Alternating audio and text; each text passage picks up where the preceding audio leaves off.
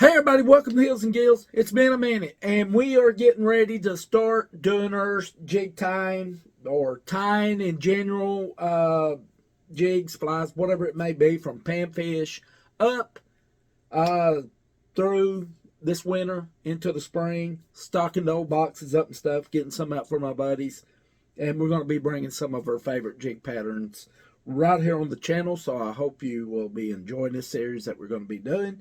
And the first one that we're going to be doing, guys, you will be seeing some pictures pop up either on this side or this side, whichever one. My good buddy, my good friend, Barry, that does a lot of crappie fishing.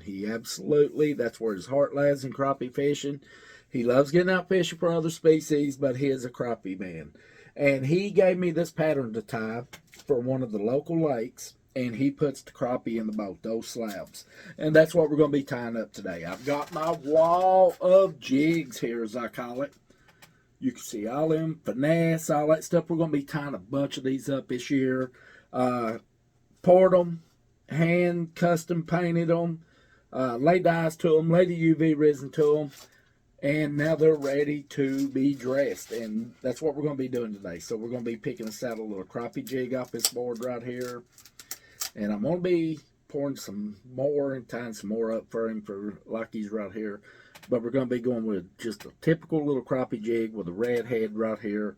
And let's tie up our local lake killer pattern for crappie. Okay, we got our jig in the vise right here, and we're going to be using black thread with this right here. Now, I use a do it in the thread, and we're just going to go ahead and get this wrapped all the way down, right down to the bend of the hook. And then we're going to bring it right back up about midway up the shank of the hook right here. And the first thing that we're going to be adding is the hackle feathers. You'll need two colors for this.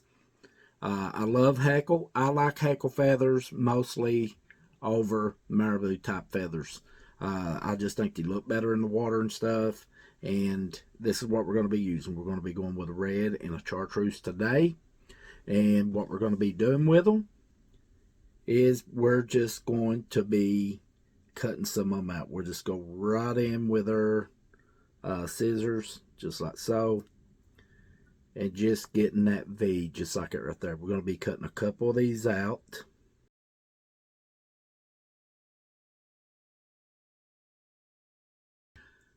Okay, now that we got our feathers cut out just like so right here, this is our chartreuse that we cut out just like a red. About where the tip of the hook is right here, that's about where I'm going to be laying that on the shank. And then we're just going to run down with our thread.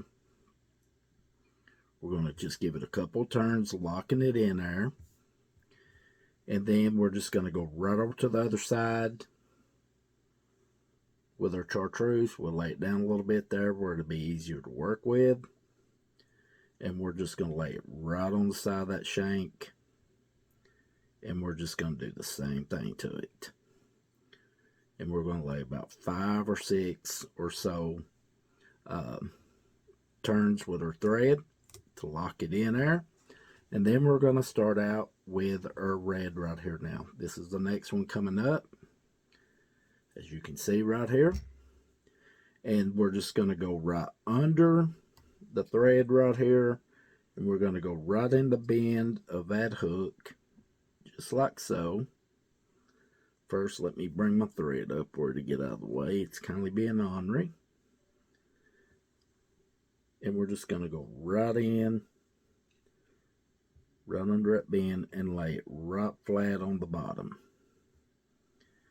Give it a couple of turns. Make sure that it is laying the way we want it. We want it to lay flat back and be right across the bend of that hook.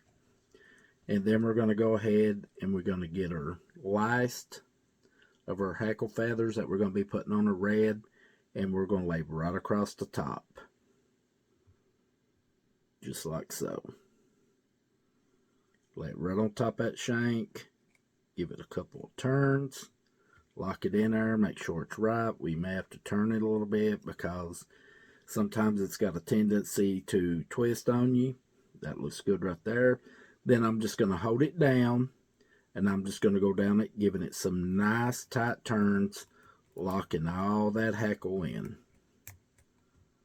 And I want to go about halfway down on the shank of the hook with this, because we're going to be putting our chenille on here. The next thing that we're going to be doing is adding some flashing. Now this is like a pearl aqua type flashing. I really like this in color. It just gives a little bit of flash when you're out there fishing. And I'm going to use about 4 strands on this tie right here. So we'll get him cut.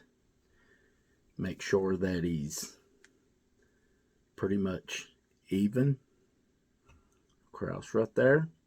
And then I'm just going to lay it right on the side, about halfway down on the shank of the hook. Lay it right on the side, and we're going to give him a couple of turns here, locking him in. There we go. And then I'm going to cut this right here. I usually go across with it, but to me it kind of lays better. My opinion, that is, when I cut it and just go to the other side with it.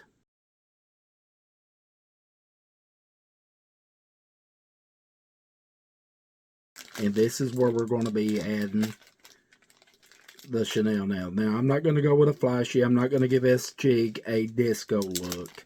All I'm going to do with it is just give it, this is just black chenille. If you want to know where I got it at, got it off eBay at Lady Fly Tire. I'm going to cut me just about 8 or 10 inches of this off. Remove some of it here, and then we're just going to lock it into place right behind that jig head. We're going to bring the thread around, just twist it around a couple times, locking it in. And then we're just going to go down this body now, just wrapping it.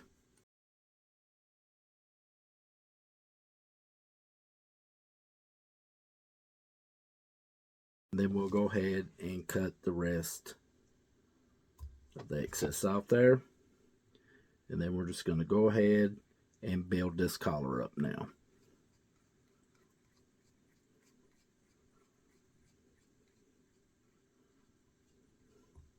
Okay, when we once got that done, we're going to do about 5 turns on our whip finish here.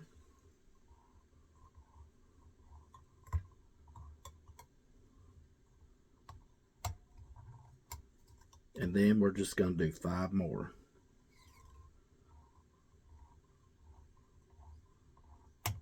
There we go. Got him locked in. Get our thread cut. Add just a drop of UV resin to lock that collar in. Right behind that chenille, right around the back head. We're just going to hit it with a UV light right here.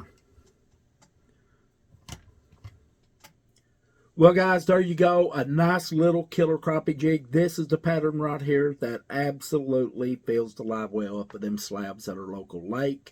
And I hope you enjoyed this video. If you did, I hope you give us a thumbs up. Subscribe to our channel. Hit that notification bell down there. That way you will be notified when we upload right here on the channel. A lot more time coming down the roads, guys. I promise you that. And a lot of fishing headed down the road as well. And follow us over on our Facebook, Instagram, TikTok, all the links down in the description. And we've got a fishing group now, a hunting group where you can come over and join us and show you pictures of your hunts, fishing. There's no BS going on over there, and it's growing every day. I hope you come over and join our community. Everyone's welcome. Until next time, stay safe out there on the water, and we will see you right back here in the next one. Have a great day.